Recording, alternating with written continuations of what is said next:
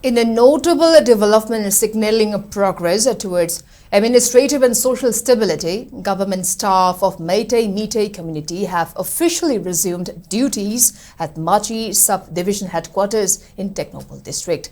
This marks their first return to the area since the outbreak of the Manipur conflict in May 2023, which had severely disrupted governance and public services.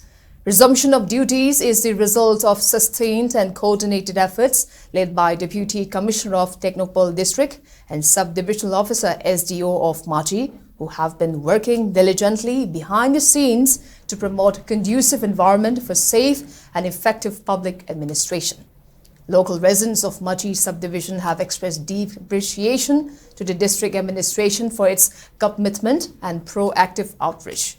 Community leaders highlighted the importance of the development, calling it a crucial step towards inclusivity and the restoration of normal governance in the conflict-impacted region.